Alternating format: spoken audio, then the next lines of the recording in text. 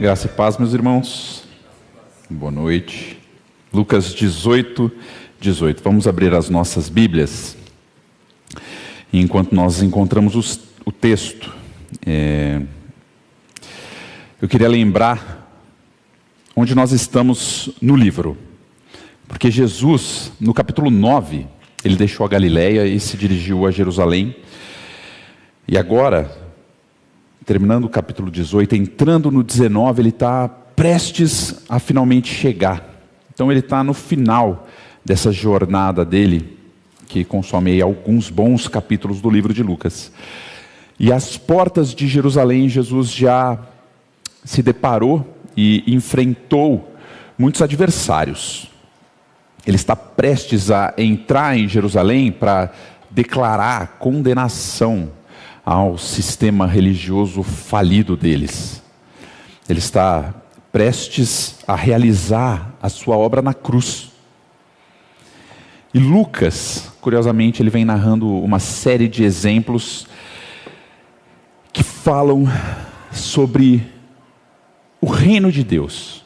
Nós vimos no versículo 20 do capítulo 17, os fariseus questionando e Jesus dizendo na sequência que o reino de Deus já havia chegado, já estava entre eles. E Jesus então, quebrando os paradigmas sobre o reino de Deus, ele vai falar àqueles que o seguem, àqueles que o questionam, que o reino de Deus, ele não é daqueles que se importam com a aparência, com os legalistas, os religiosos, ou aqueles que têm o esforço próprio, mas que o Senhor está preocupado com o coração, com o interior de cada um.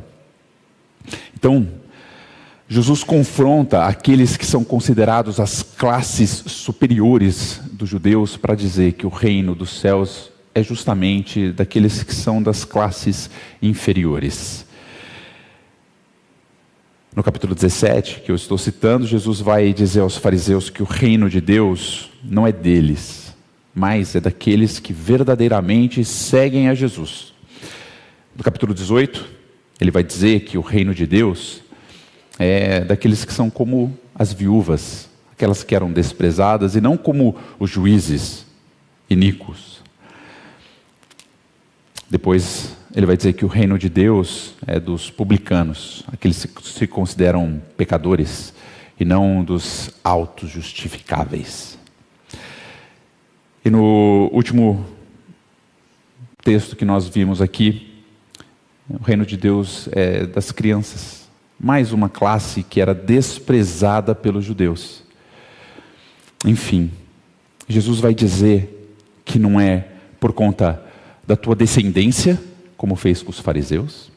Ele vai dizer que não é por conta da sua posição social, como fez com a juíza. Ele vai dizer que não é por conta da lei, como fez com o fariseu e publicano.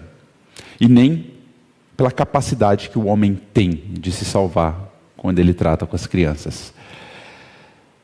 E ao expor tudo isso, quem vem ao seu encontro?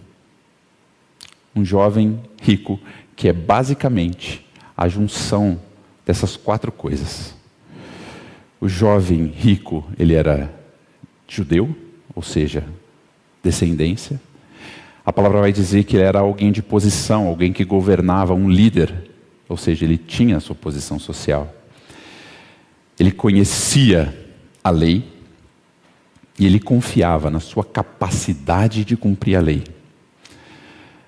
E Jesus então vai tratar desse que resume até agora tudo o que ele falou, iniciando lá no capítulo 17, sobre de quem é o reino de Deus. E aí a gente já sabe, não é teu, jovem rico.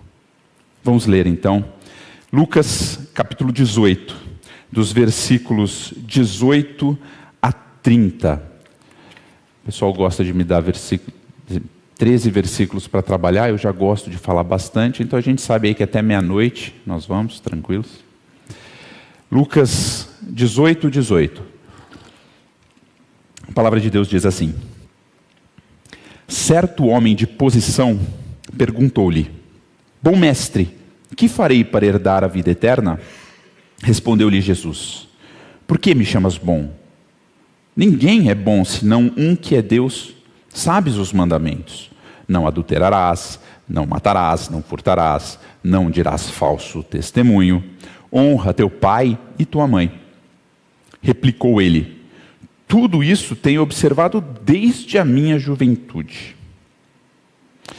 Ouvindo, Jesus disse-lhe: uma coisa ainda te falta.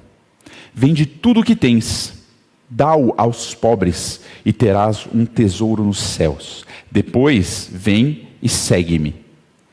Mas, ouvindo ele estas palavras, ficou muito triste, porque era riquíssimo.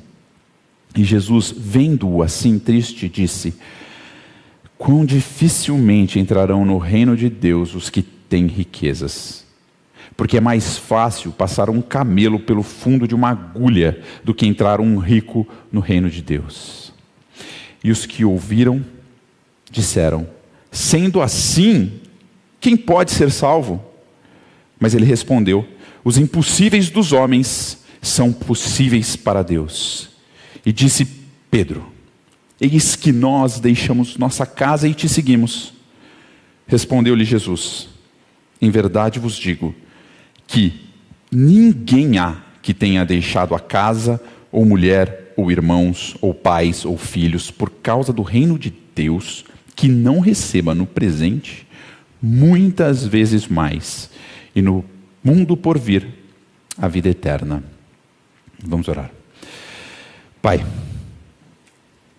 eis que estamos nós aqui diante da Tua palavra, diante do Senhor, clamando que o Teu Espírito faça o impossível, que o Teu Espírito nos alcance, volva os nossos olhos para Ti e converta o coração de pecadores a Ti, para que haja salvação nessa noite, em nome de Jesus, amém.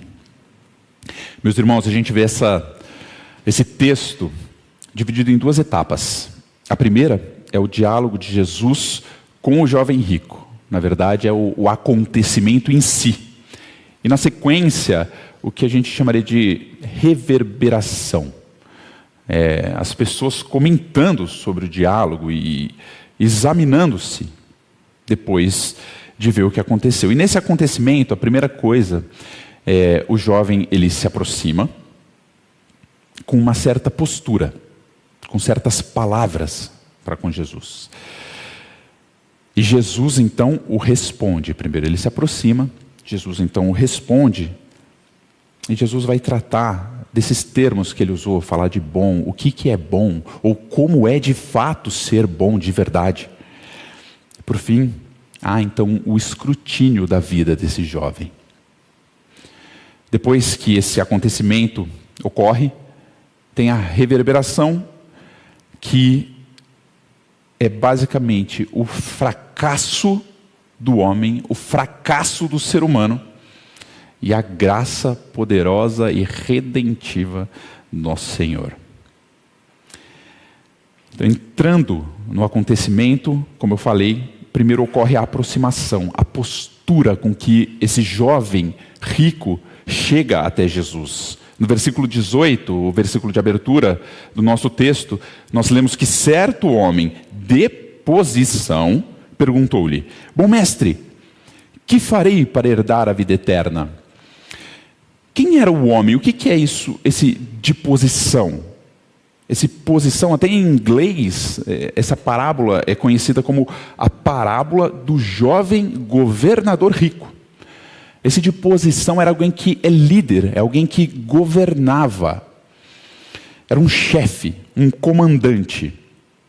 E quando nós vemos alguns termos que ele utiliza aqui, como por exemplo, chamar Jesus de mestre, né, de professor, quando nós vemos que ele conhece os mandamentos e se julga capaz de segui-los desde a sua infância, nós vemos que nós estamos falando de um judeu.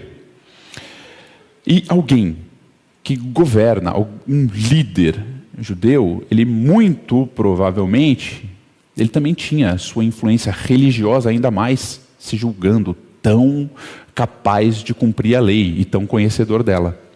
Então você imagina uma pessoa dessa posição se aproximando de Jesus. Marcos conta a mesma história, Mateus conta a mesma história.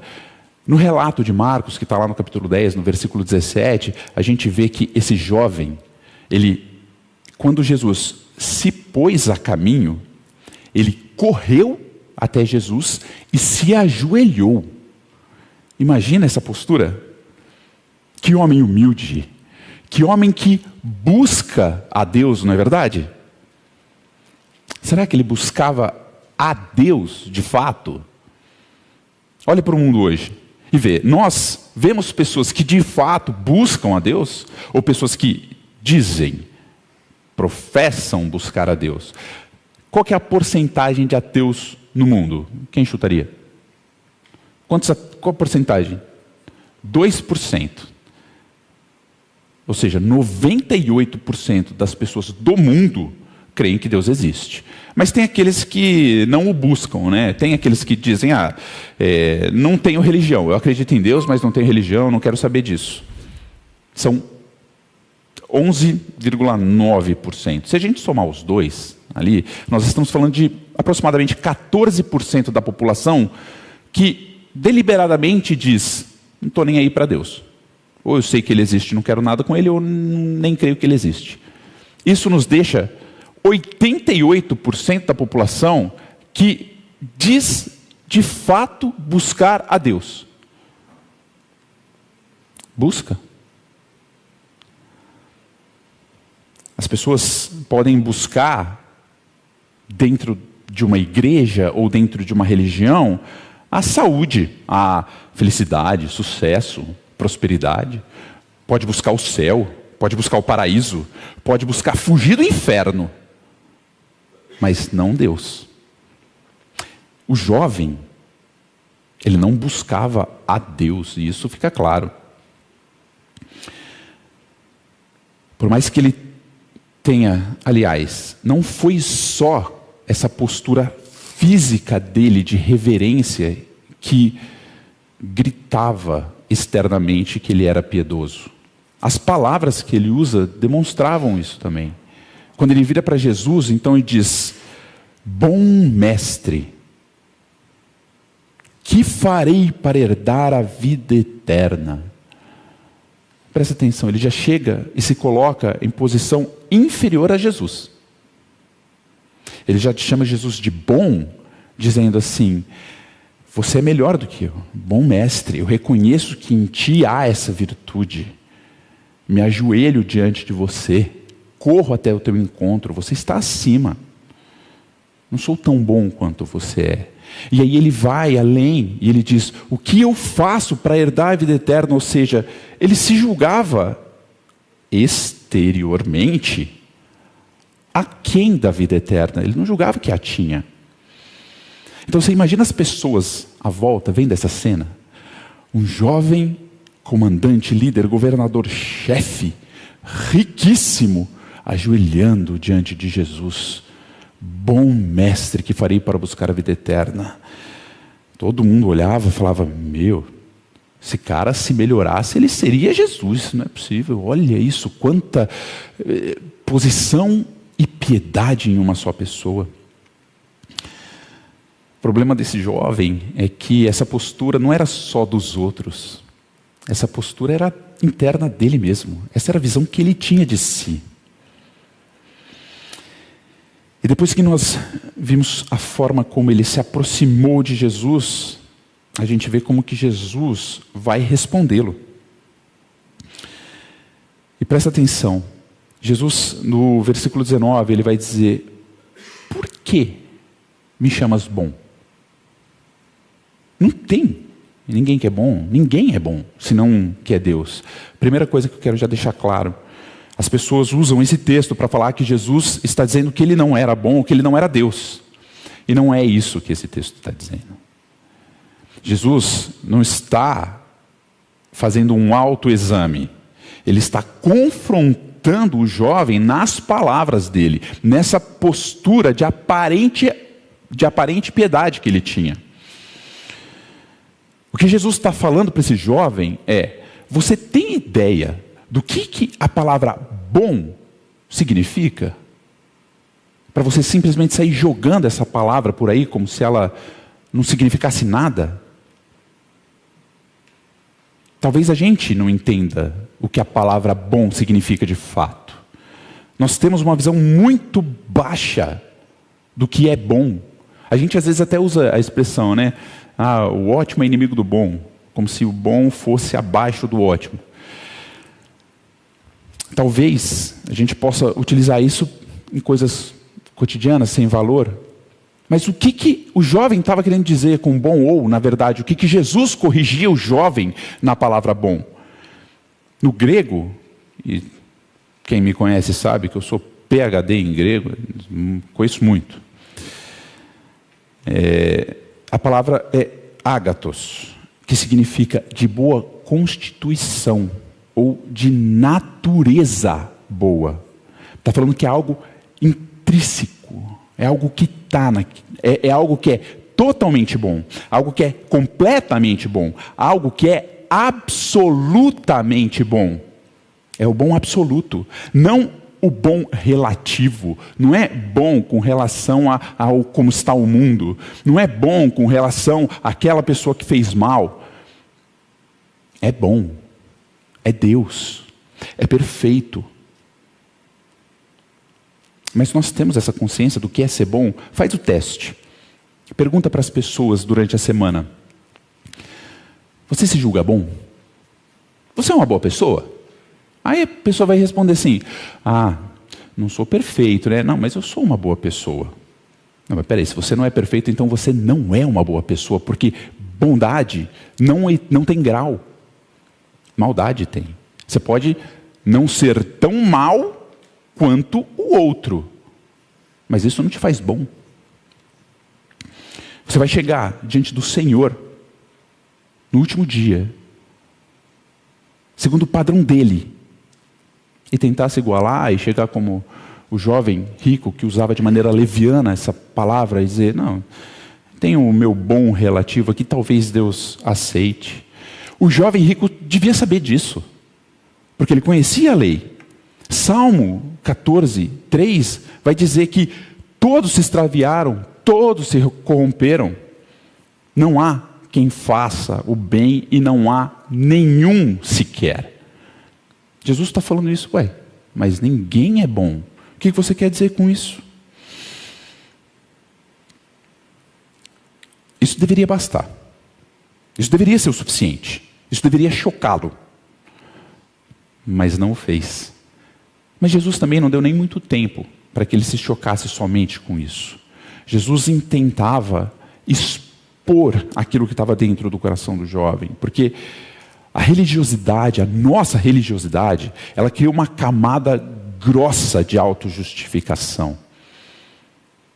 E o nosso pecado fica muito bem escondido lá dentro. E Jesus precisava cavar fundo para expor o pecado dele. Então Jesus continua no versículo 20. Primeiro, o que é bom? Isso fica claro. Bom não é relativo. Bom é Deus. Mas como você prova que você é bom? Por meio dos mandamentos, cumprindo os mandamentos. Por quê? Porque os mandamentos é o caráter de Deus. Então ele vai dizer no versículo 20, sabe os mandamentos. Não adulterarás, não matarás, não furtarás, não dirás falso testemunho, honra teu pai e tua mãe. Jovem, você sabe o que é ser bom, você sabe qual que é a evidência de que você é bom. E aí? Mas eu faço uma pergunta, antes de nós entrarmos propriamente nos mandamentos. Como que eu e você responderíamos se alguém virasse para a gente e perguntasse: como eu faço para herdar a vida eterna? Crê no Senhor Jesus e será salvo tu e tua casa. Não é assim que Paulo fala em Atos 16? Está errado? Não, de maneira nenhuma, não está errado. Mas Jesus, quando ele veio, em Marcos 1,15, ele vai dizer que o reino de Deus está próximo. Se arrependam e creiam no Evangelho. Crer e se arrepender são duas coisas. O jovem, ele precisava se arrepender Ele precisava conhecer quem ele era. Jesus não falou, crê em mim. Ele falou, cumpre os mandamentos. E Jesus está errado? Jesus errou nessa pregação. Deixa eu fazer uma pergunta. O jovem foi salvo? A gente não sabe. Mas, nessa passagem, não. Ele foi confrontado pelo Senhor. Pode ser que ele tenha se arrependido lá no final da vida? Conjectura. O que nós vemos é que ele ficou muito triste e pelos outros relatos, os relatos dos outros evangelhos, ele virou e foi embora. Sem se arrepender. Ele não foi salvo. E aí a pergunta que eu faço. A pregação de Jesus funcionou? Funcionou. Ou eu vou corrigir o que Jesus pregou, aquele que fez a obra. Pregar o evangelho sempre trará frutos, ou para salvação, ou para condenação daqueles que ouvem e não se arrependem e não terão nenhuma desculpa diante do Senhor no dia do juízo final. Jesus teve a intenção de expor o pecado para o arrependimento. Se ele se visse como pecador, Jesus falaria, sou eu a tua salvação. Como ele vai falar depois para os discípulos.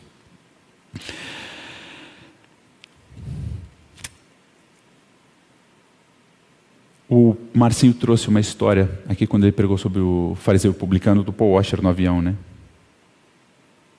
O Paul Washer gosta de ler em grego no avião. Para quê? Para as pessoas perguntarem o que ele está fazendo. E ele ter assunto. Então ele está lendo em grego, a pessoa vira e fala assim, o que você está fazendo? Estou lendo, mas o que é isso? É a Bíblia. Em grego? Pô, por quê? O que você faz? Sou pastor. Aí o cara perguntou para ele, aí o que eu faço para ir para o céu? Simples. É só você nunca cometer nenhum pecado, desde o momento que você nasceu até o momento que você vai morrer. E ele volta para ler. Aí ele vê o cara se mexer na cadeira, cutuca, ele fala, não, pera, eu não entendi. Ele fala, me perdoa. É só você não cometer nenhum pecado, seja em atos, em palavras ou pensamento, desde o momento em que você nasceu até o momento que você morreu, e apenas fazer coisas boas e boas obras. E ele volta a ler. Aí o cara, incomodado, cutuca, não, mas isso é impossível. Fala, opa, agora a gente consegue conversar. Essa foi a intenção de Jesus. Mas o jovem rico não percebeu. E o que Jesus faz? Cita 5 mandamentos. Por quê? Eu entendo que é para, como eu falei, ir tirando a capa do legalismo. É para ficar evidente que o jovem estava se agarrando nas coisas erradas. Porque esses 5 mandamentos que ele cita são da segunda tábua, ou seja, a primeira tábua são os 4 primeiros mandamentos que é com relação a Deus. A segunda tábua são os mandamentos que é horizontal, que a gente fala, é uns para com os outros, dos nossos relacionamentos. Mas ele exclui um desses mandamentos. Ele não cita o para com o Senhor e ele não cita o não cobiçarás. Porque ele só cita aqueles mandamentos que são objetivos, que você vê o ato pecaminoso. Para aqueles que não ouviram o Sermão do Monte. O não cobiçarás, ele é interno. E Jesus sabe que esse é o ponto fraco dos legalistas. Paulo vai dizer isso. Paulo, em Romanos 7:7, ele vai dizer que a lei é pecado? Não. Mas ele não teria conhecido o pecado se a lei não dissera, não cobiçarás.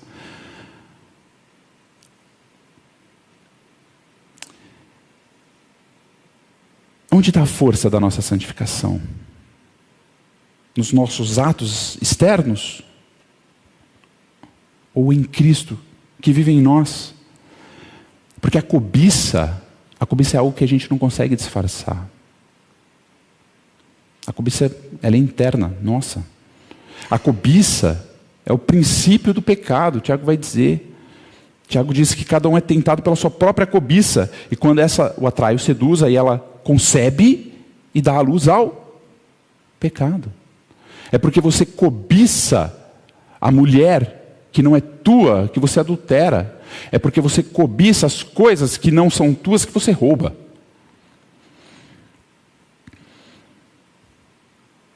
Minha impressão, e eu tenho que falar isso com muito cuidado, porque a minha impressão é que a cobiça foi deixada de lado propositalmente para que ela fosse usada no final como uma cartada que destruiria as muletas que o jovem rico se apoiava.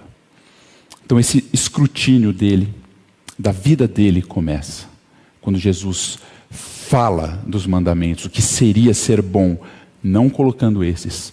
O jovem rico, sem perceber o caminho que ele trilhava, ele vai falar primeiro a sua autoanálise, para depois Jesus dar a análise verdadeira e nós vermos o fim do jovem rico.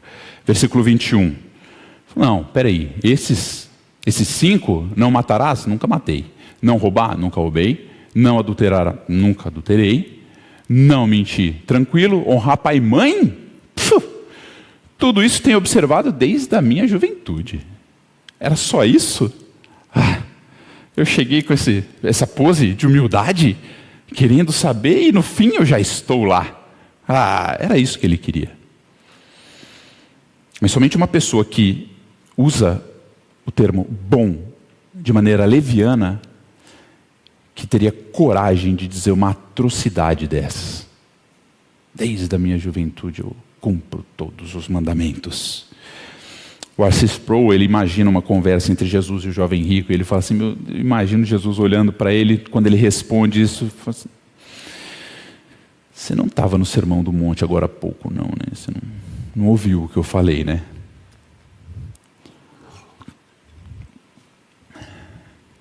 Porque ele não se julgava perfeito. Ele chegou e falou para Jesus que Jesus era bom. Mas ele julgava que cumpria os mandamentos, como nós vemos muitas pessoas hoje em dia. Você é perfeito? Não, mas eu vou para o céu, eu cumpro os mandamentos. Não vem falar para mim de pecado. Não, mas você é perfeito? Perfeito não, mas também não me chama de pecador.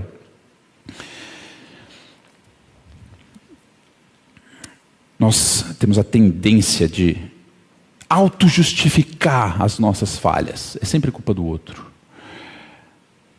Ele que me magoou, ele que brigou comigo. É o meu casamento que não chega nunca. Eu não encontrei uma namorada. É minha esposa que é distante. Sendo que o pecado está em você o tempo inteiro, nunca foi o outro. Nós não somos as vítimas, nós somos os agressores. O jovem rico, ele não era bom. Ele era agressor, rebelde, inimigo do Senhor. E Jesus então vai e corrige a perspectiva dele. Jesus não falou, não, você não faz isso não. Jesus falou assim, tá bom, te dou essa. Então só está faltando um detalhe, uma coisinha. Versículo 22. Vende tudo o que tens, dá-o aos pobres e terás um tesouro no céu. Depois, isso não basta, tá? Depois, vem e segue-me. Mateus 6, o Sermão do Monte escancarado aqui. Se vocês quiserem indo abrindo em Mateus 6, já a gente vai para lá. Jesus, com essa simples frase, destrói todo o argumento do jovem. Mas ele não faz isso porque ele queria humilhar, queria ganhar a discussão e falar, quebrei, viu? Eu sou muito mais sábio. Não. O relato de Marcos, no versículo 21, vai dizer que Jesus, fitando os olhos no jovem, amou o jovem e disse isso. Ele fez por amor. Ele fez, percebe seu pecado. E percebe quem está diante de você. Porque o que é a cobiça? Esse pecado que está sendo mostrado aqui, eu vou mostrar de que forma que esse pecado está sendo mostrado. O que é a cobiça de fato? É você desejar aquilo que não é seu, seja carro, dinheiro, casa, filhos, poder, sabedoria, conhecimento, influência, seja o que for. é você desejar aquilo que não te pertence. E os mandamentos do Senhor, ele não é só o negativo. Quando o Senhor diz para nós não fazermos o mal, ele necessariamente está falando para nós fazermos o bem. Não é neutralidade. Então quando o Senhor diz não matarás, ele está falando assim, ame o seu próximo como a ti mesmo. Quando ele diz não roubarás, ele está falando assim, trabalhe para que você tenha com o que ajudar o próximo. Quando ele diz não minta, ele fala, diga a verdade em amor. Sai da tua boca unicamente aquela palavra que for boa para edificação, para transmitir graça para os outros. Quando ele está falando não adultere, ele não está falando só, fica lá no seu quarto, tal, se você não olhar a pornografia, se você não sair com outra pessoa, está tranquilo. Não, ele está falando, se sacrifica pela tua esposa. Ele está falando, mulher, se submeta ao teu marido. Esses são os mandamentos. Como que a frase que Jesus acabou de usar, vende tudo que você tem, dá-o aos pobres e terás um tesouro no céu, depois vem e me segue, como que isso expõe o coração do jovem? O Senhor está falando assim, não cobice. Tenha contentamento em mim. Porque é isso que diz o 10º mandamento. Que Ele é a nossa satisfação. Não as coisas do mundo. Ele vai dizer do não cobiçar. E do desejo ao Senhor. Antes da gente olhar o fatídico Sermão do Monte, deixa eu fazer uma pergunta. Porque foi deixado de lado a cobiça e a primeira tábua inteira. Qual é o maior pecado que nós podemos cometer? Deixa eu inverter a pergunta. Qual que é o maior mandamento que o Senhor deu? Amarás o Senhor teu Deus, todo o teu coração, toda a tua alma, todo o teu entendimento. Qual que é o maior pecado? Por consequência, é não cumprir isso. É não amar a Deus. E aí, quando o Senhor fala que esse é o maior mandamento, e depois ele fala que há ainda um segundo, que é amar o próximo como a ti mesmo, ele fala que desses 2 mandamentos que dependem toda a lei. Então, se você não cumprir um único, você quebrou toda a lei.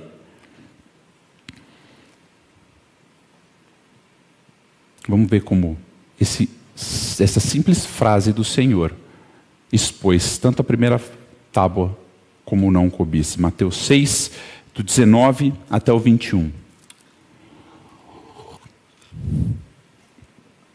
Mateus 6, 19 a 21, a palavra diz assim: não acumuleis para vós outros tesouros sobre a terra, onde a traça e a ferrugem corroem, onde os ladrões escavam e roubam. Mas ajuntai para vós outros tesouros no céu, onde a traça nem ferrugem corrói, onde os ladrões não escavam nem roubam. Porque onde está o teu tesouro, aí estará também o teu coração. Versículo 24. Ninguém pode servir a 2 senhores, porque ou há de aborrecer-se de um e amar o outro, ou se devotará a um e desprezará o outro. Não podeis servir a Deus e às riquezas. Versículo 33. Buscai, pois, em primeiro lugar o seu reino e a sua justiça, e todas essas coisas vos serão acrescentadas. O que sobrou para o jovem rico? Se agarrar. Onde está a muleta dele? Ele foi expondo o coração, expondo o coração. Ele foi construindo o seu edifício, que foi derrubado pela base. E o tombo dele foi gigantesco. Ele estava exposto. Não só diante dos outros. Ele estava exposto diante de si. E o que ele fez? Sabe o que é mais chocante no pecado? É a sua malignidade. Como o pecado é perverso. Porque ele sabia que ele estava errado. Ele sabia que estava condenado. Ele não tinha desculpa diante de tudo que aconteceu. Mas ainda assim, ele preferiu o pecado. Versículo 23, ouvindo essas palavras, ficou muito triste, porque era riquíssimo. Está aqui, esse é o caminho do reino dos céus, a vida eterna é essa, pega, você só precisa fazer uma coisa, só tá tudo beleza, uma coisa falta para você entrar no reino dos céus, vai. Era para ficar triste? Em tese está ali o caminho da salvação, era para estar feliz. Mas ele ficou muito triste, porque era riquíssimo. Eis que ponho diante de vós, jovem rico, a vida e a morte, riquezas eternas, riquezas que são ferrugem. Escolhe a vida. Qual que ele escolheu? Por que ele ficou tão triste? Porque ele sabia que ele estava tomando a pior decisão de toda a sua vida. Mas ainda assim, tomou deliberadamente. O Senhor Jesus, ele faz uma comparação do reino dos céus em Mateus 13:44, sendo semelhante a um tesouro oculto num campo, em que uma pessoa vai, descobre, esconde, aí vende tudo o que tem para adquirir esse campo. O jovem fez o oposto. Fácil acusar ele, né? Mas e nós? Como que nós lidamos com os nossos pecados? Porque nós sabemos que cometemos pecados, mas a gente não deixa. Nós sabemos que o prazer que ele dá é transitório, rápido, e que traz condenação. Mas nós fazemos. Nós sabemos que quando nós pecamos, nós estamos deliberadamente desprezando o Senhor, como o jovem rico fez. Mas nós pecamos. Quer saber? É que é hoje, eu ainda tenho tempo para me arrepender amanhã. Quando a gente vive assim, sejamos sinceros, de fato nós desejamos a Deus acima de todas as coisas, nós queremos Ele acima dos meus pais, da minha esposa, dos meus filhos, dos meus primos, dos meus irmãos. Eu quero a Deus acima de todas as coisas, ainda que isso signifique eu ser perseguido, eu sofrer zombação, eu sofrer tribulação, eu ser agredido, ser preso, ser morto. Será que eu quero o reino de Deus? Eu quero o Senhor Jesus, ainda que isso significa ter que deixar riqueza, ou o meu amor pela riqueza, significa trocar de emprego para ganhar menos, porque isso permite eu servir ao Senhor, significa eu olhar antes de entrar na faculdade pensando no dinheiro, mas pensando na minha vocação. Senhor, o que o Senhor quer da minha vida? Me manda para essa faculdade, ou não, ou para a escola técnica, ou para ser vendedor, representante comercial, Uber. O que o Senhor quer da minha vida e não eu? Será que quando eu olho para a minha vida, de fato, eu tenho buscado o reino de Deus e todas essas coisas são acrescentadas? Ou a minha vida é correr atrás de todas essas coisas e o reino de Deus que é acrescentado? Nós buscarmos com as nossas forças isso ao Senhor, nós buscarmos mostrarmos a nossa santidade para os outros, isso vai levar a gente só até onde o jovem rico foi. Pode ser que eu buscar todas essas coisas me dê muita riqueza, fato, mas não o reino dos céus. Esse foi o acontecimento, essa é a história, foi isso que aconteceu, foi isso que as pessoas que estavam com Jesus viram. E quando viram, reverberou. E no versículo 24, nós vemos o fracasso do homem. Na verdade, do 24 até o 26. Porque Jesus, com o mesmo olhar que ele estava amando o jovem, quando ele falou essas coisas, com esse mesmo olhar, vendo assim triste, disse: quão dificilmente entrarão no reino de Deus os que têm riquezas. Aqui a gente não precisa especular o que estava no coração de Jesus. Ezequiel 33:11 diz exatamente, vamos abrir em Ezequiel 33:11.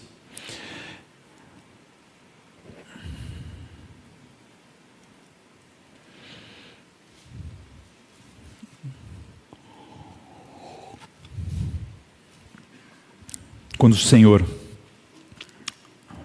amando o jovem rico, vê ele desprezar, o Senhor não só viu o jovem rico triste, mas ele também ficou triste. Ezequiel 33:11. Diz-lhes: tão certo como eu vivo, diz o Senhor Deus, não tenho prazer na morte do perverso, mas em que o perverso se converta do seu caminho e viva. Convertei-vos dos vossos maus caminhos, pois por que haveis de morrer, ó casa de Israel? O Senhor, ele não se lamentou somente pelo jovem rico. Ele se lamentou por todos nós que amamos a riqueza e o desprezamos.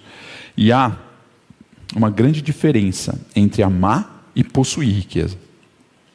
Porque ter dinheiro não é problema, e a gente vê isso em Abraão, e sua descendência, em José, Davi, Salomão. Beleza, ter dinheiro não é o problema. O problema é quando ele não está no bolso, mas está no coração. Ô Bruno, mas aí você não está sendo honesto com o texto, porque Jesus não está dizendo que é aquele que ama a riqueza. O texto está dizendo aquele que tem riqueza. Mas aí eu vou invocar o meu PhD em grego de novo. A palavra ter ali, eco, é segurar, ter na mão, no sentido de utilizar, é controlar, possessão da mente, refere-se a alarme, agitação, a emoção, segurar com firmeza, envolver, considerar ou manter como. É quem tem dessa forma a riqueza. E aí, será que nós, não interessa o quanto temos no banco, mas será que nós, com o que temos no banco, não somos assim com o nosso dinheiro? Mesmo nós, os pé-rapados, que não somos riquíssimos como o jovem rico. E a gente pode dizer, não, o jovem rico, ele tinha muito dinheiro, então ele amava muito dinheiro, então a condenação dele é muito grande, né? Mas nós que não temos, nós cobiçamos aquilo que nós não temos. O jovem cobiçava o que tinha, até às vezes queria aumentar. Mas nós não. O pouco que eu tenho, eu penso em aumentar, eu não penso em dar. Você percebe o tamanho do problema que nós nos encontramos? Você imagina os discípulos vendo isso e, ao olhar para o jovem rico, em silêncio, eles pensando, mas eu sou igual. Eu não venderia tudo. Eu amo dinheiro. Aliás, não só eu, o mundo inteiro é assim. E eles viram Jesus piorar o que ele fala e diz assim, quer saber? Não é só que é muito difícil alguém que ama a riqueza entrar. É mais fácil um camelo passar pelo buraco de uma agulha do que um rico, nesse sentido, entrar no reino dos céus, no reino de Deus. Eu sei que existe uma interpretação que já foi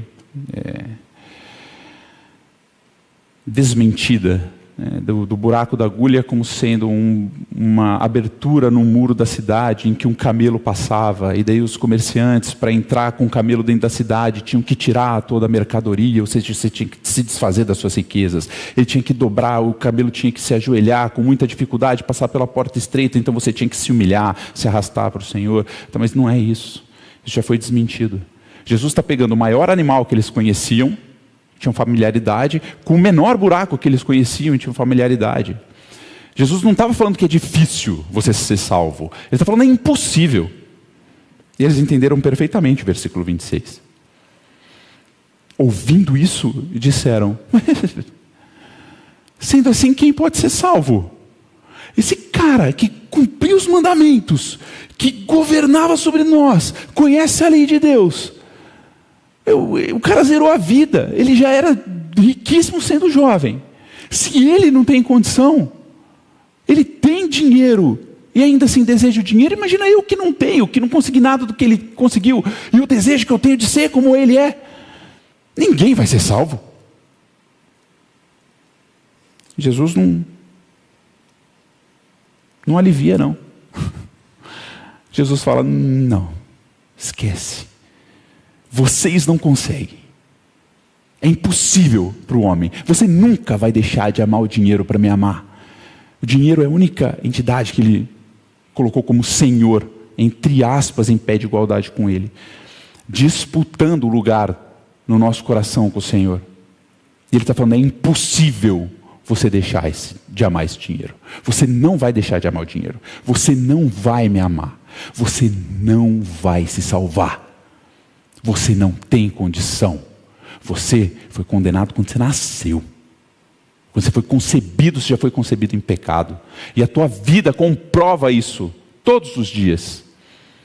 Ainda que você conseguisse ficar sem pecar, daqui para frente isso não seria suficiente. E é por isso que ele veio.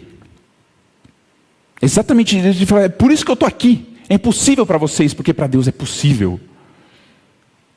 Eu larguei a minha glória, eu me fiz carne, e aquilo que vocês não conseguem passar um dia sem fazer, eu vou passar a minha vida inteira sem pecar, para eu provar que eu sou apto a tomar o teu lugar na cruz, porque eu não tenho pecado, e aquele que não conheceu o pecado, se fez pecado por nós. E a condenação que era para cair sobre mim e sobre você, caiu sobre ele. Qual que é a condenação? O salário do pecado é a morte. Então o que eu preciso pagar? A morte. Eu preciso de uma eternidade de morte para pagar um pecado contra um Deus eterno. Não tem negociação. Agora, um Deus eterno morrer, basta uma vez. E ele já paga tudo o que eu devo. E ele fez o impossível. Ele bebe o meu inferno, a ira de Deus, a minha condenação, sem que eu merecesse ou jamais tivesse a condição de retribuir. Deus prova o seu amor para conosco pelo fato de Cristo ter morrido por mim quando eu ainda era pecador. O preço está pago. Não há condenação para os que estão em Cristo Jesus. Mas tem um detalhe que a gente sempre fala aqui. Estamos careca de ouvir, cansado de escutar. Não é só que ele morreu, mas que eu morri com ele. E por que esse detalhe que a gente pega no pé aqui é tão importante? Porque é pela nossa morte em Cristo que nós somos libertos do nosso pecado. É porque Ele habita em nós que nós somos libertos do pecado. Uma coisa é a condenação, que Ele pagou o preço sozinho. Outra coisa é a liberdade desse pecado. Nós fomos sepultados com Ele, na morte, pelo batismo, para que Ele nos fizesse ressuscitar juntamente com Ele, para que a vida dEle habitasse em nós. É por isso que o anjo, quando anuncia para Maria, fala, vem Jesus. E você vai dar o nome dele de Jesus, porque ele vai levar o povo dele, dos pecados deles. Eu vou ser liberto desse senhor dinheiro, porque eu morri em Cristo. E porque ele vive em mim. Eu tenho um novo Senhor e agora eu não sou mais como os outros. E na minha limitadíssima compreensão, Pedro entendeu. No versículo 28, ele vira e fala assim: eis que nós deixamos a nossa casa e te seguimos. Eu entendo, eu quase consigo imaginar a voz dele meio trêmula, cheia de esperança. Quando ele olha para si e fala assim: mas eu era como esse jovem rico. O meu amor por dinheiro era igual. Mas agora quando eu estou parando para pensar, até minha mulher ficou em casa para eu te seguir. Eu caí de joelhos diante do Senhor e segui. Quando eu olho a minha vida, Senhor, o Senhor fez isso em mim? O temor que ele teve ao ver esse jovem ser condenado e todo mundo junto sendo aniquilado pela esperança do que Cristo fez na vida dele. E Jesus, vendo Pedro, falando: nós te seguimos, Senhor, nós te seguimos. Eu não mereço, eu não tinha nem condição de deixar o dinheiro, mas eu te segui. Louvado seja o teu nome. Jesus, vendo isso, ele vai e reforça. E ele enche Pedro de esperança, ele enche os discípulos de esperança, de paz, de alegria, porque esse é o caráter do Senhor. E ele vai e diz: em verdade, Pedro, olha para mim. Em verdade eu te digo que ninguém que tenha deixado sua casa, ou pai, ou irmão, ou qualquer coisa, pelo reino de Deus, ninguém que tenha deixado, que não receba agora muito mais. E quer saber? No porvir a vida eterna. Oh Senhor, nós somos falhos, é verdade. Não tenho a menor condição, mas a tua graça me basta. Não existe ninguém que esteja no reino de Deus que seja lançado fora. E o que nós vamos receber? Porque o Senhor vai falar assim: você vai receber muito mais aqui e no porvir. O porvir ele falou a vida eterna, beleza, está claro. E aqui? Opa, então eu era riquíssimo, dei todo o meu dinheiro, então eu vou receber 2 vezes mais, você é ainda mais riquíssimo. É isso que ele está falando? E eu lá vou querer papel que traça corrói? Eu quero meu Senhor, eu quero meu Salvador. Eu quero esse que me livrou desse inferno que é estar preso ao Senhor dinheiro. Viver a vida preocupado com o que eu vou comer, eu tenho que trabalhar mais porque amanhã eu tenho que pagar a conta. Quem que dá o salário? Eu não quero saber do salário, eu quero saber do Senhor. E ele fala: pode ter certeza que eu vou te dar muito mais, porque o prazer que o pecado te dá com a condenação não te basta mais. A satisfação falsa que o dinheiro te dá, a falsa sensação de segurança, ela não te basta mais. E você quer a Cristo.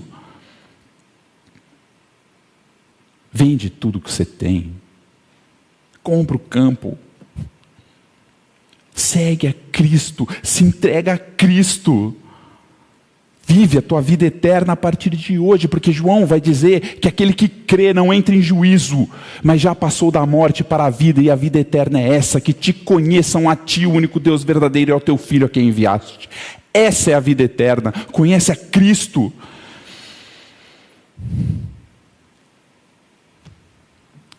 Buscai-o enquanto se pode achar, invocai-o enquanto está perto, porque a palavra fala que todo aquele que invocar o nome do Senhor será salvo. Se arrepende, crê no Evangelho, larga aquilo que não te dá satisfação, que não te dá segurança, que não te dá prazer. Não troca Cristo por lixo. Para concluir, a nossa salvação, ela não depende da nossa descendência, da nossa posição social. Ela não depende da lei. A nossa salvação não depende da minha capacidade de cumprir as coisas. A minha salvação sequer depende de somar tudo isso. Minha salvação é Cristo, somente Cristo. Vamos ler novamente esse texto, os 13 versículos para nós terminarmos. Lucas 18, de 18 a 30. Certo homem de posição perguntou-lhe: Bom mestre, que farei para herdar a vida eterna? Respondeu-lhe Jesus: Por que me chamas bom? Ninguém é bom, senão um, que é Deus. Sabes os mandamentos: não adulterarás, não matarás, não furtarás, não dirás falso testemunho, honra a teu pai e tua mãe. Replicou ele: Tudo isso tenho observado desde a minha juventude. Ouvindo, Jesus lhe disse: Uma coisa ainda te falta. Vende tudo o que tens, dá-o aos pobres e terás um tesouro nos céus. Depois vem e segue-me. Mas ouvindo ele essas palavras, ficou muito triste, porque era riquíssimo. Jesus, vendo-o assim, triste, disse: Quão dificilmente entrarão no reino de Deus os que têm riquezas, porque é mais fácil passar um camelo pelo fundo de uma agulha do que entrar um rico no reino de Deus. E os que ouviram disseram: Sendo assim, quem pode ser salvo? Mas ele respondeu: Os impossíveis dos homens são possíveis para Deus. E disse Pedro: Eis que nós deixamos a nossa casa e te seguimos. Respondeu-lhe Jesus: Em verdade vos digo que ninguém há que tenha deixado casa, ou mulher, ou irmãos, ou pais, ou filhos, por causa do reino de Deus, que não receba no presente muitas vezes mais, e no porvir a vida eterna. Pai, enche-me de Ti. Enche-me do desejo pelo Senhor. Me perdoa, Pai, pelos pecados, cobiças e desejos de querer aquilo que é podre, aquilo que é enferrujado e corrompido pelas traças. Senhor, que o Teu Filho, habitando em mim, seja de fato a esperança da glória que eu tenho em Ti, porque a Tua graça me basta, e o que o mundo oferece jamais será suficiente. Mantenha os nossos olhos fixos no Senhor, Pai. É o que clamamos em nome de Jesus. Amém.